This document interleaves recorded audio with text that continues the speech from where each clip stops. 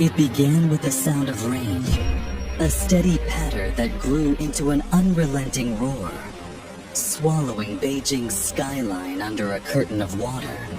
In mere hours, the storm escalated into a catastrophe that pushed the city's flood control systems to the breaking point. Drainage culverts overflowed, subway tunnels became rivers, and neighborhoods vanished beneath waves of brown debris-filled water.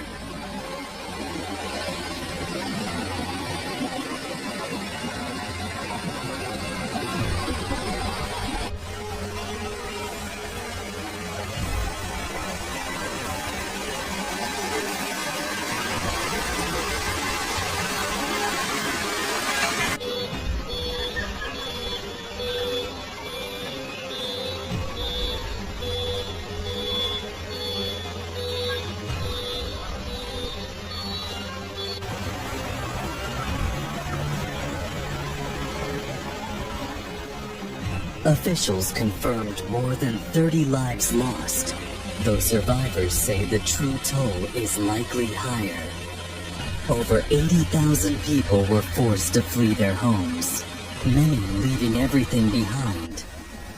In just a few days, more than a year's worth of rainfall poured over the capital, turning familiar streets into an unrecognizable labyrinth of destruction.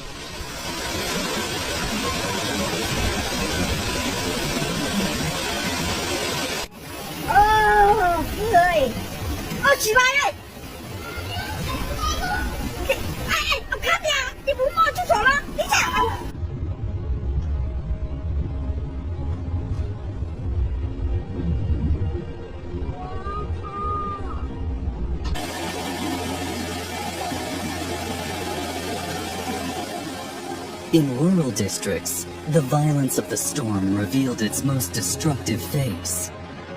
Hillsides, saturated to the point of collapse, gave way in massive landslides, swallowing homes and cutting entire villages off from the outside world. Roads that once connected urban centers to remote communities crumbled and slid into flood-swollen rivers.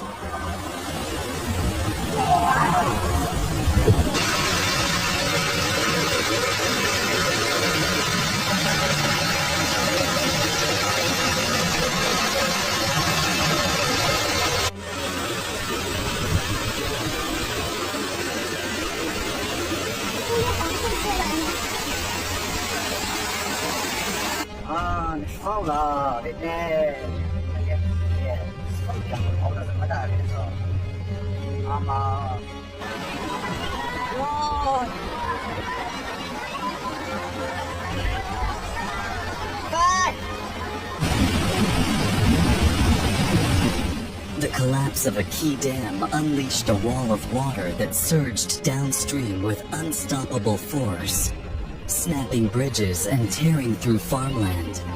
Even in central Beijing, where costly sponge city upgrades had been touted as a defense against climate extremes, the systems proved no match for the sheer volume of runoff.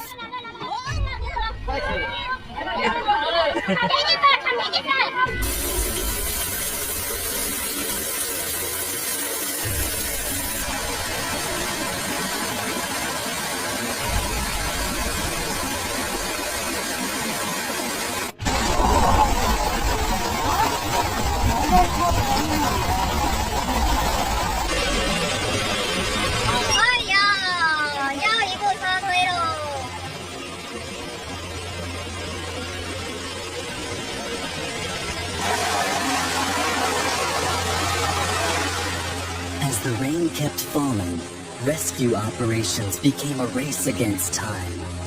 Teams of firefighters, medics, and local volunteers waded waist-deep through floodwaters, guiding elderly residents to safety and carrying children on their shoulders.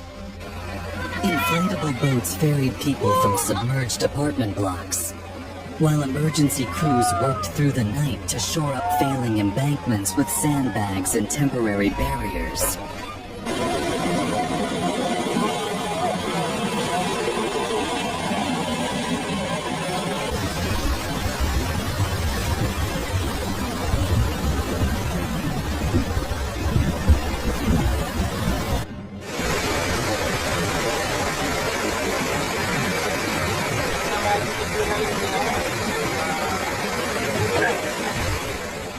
Authorities mobilized nearly 50 million yuan in emergency funds within days, deploying rapid response units to the most devastated neighborhoods.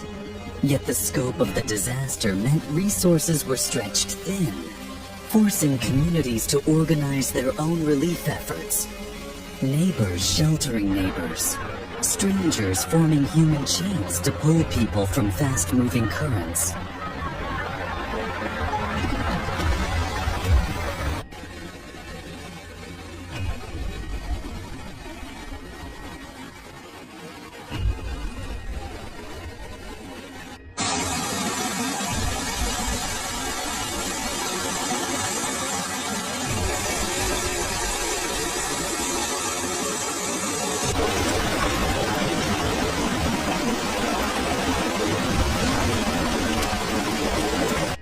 In Guangdong Province, the deluge worsened a chikungunya outbreak that has already infected more than 7,000 people, overwhelming hospitals and sparking urgent public health warnings.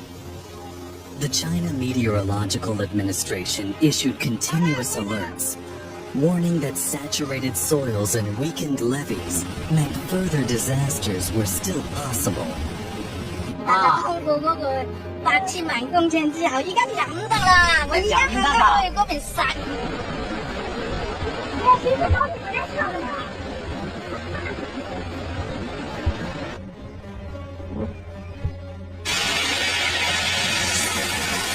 没有停啊，完了。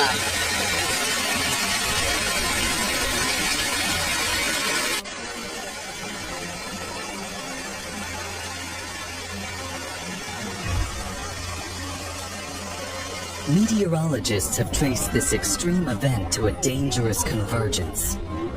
Monsoonal moisture colliding with the remnants of Typhoon Days, amplified by an atmosphere supercharged by heat. The World Meteorological Organization's State of the Climate in Asia report warns that the continent is warming nearly twice as fast as the global average.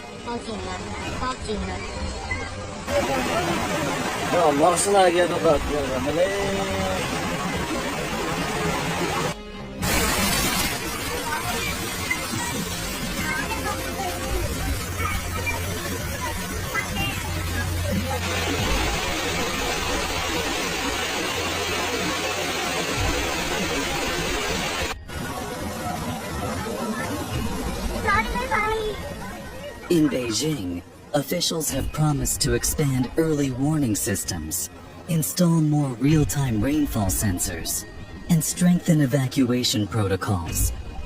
Investments are being directed toward fortifying embankments, upgrading drainage networks, and reinforcing high-risk dams. At the national level, China is accelerating its climate resilience programs, including emergency stockpiles and disaster response training for local communities.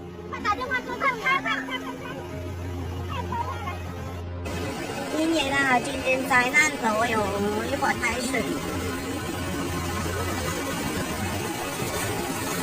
洪水灾难啊。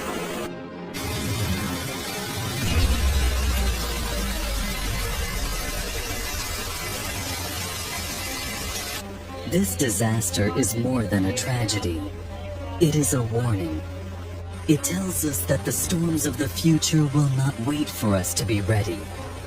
Every delay in adaptation, every underestimation of climate risk, increases the human cost when the next storm comes. For Beijing's displaced families, the road to recovery will be long, and the memories of this flood will never fade.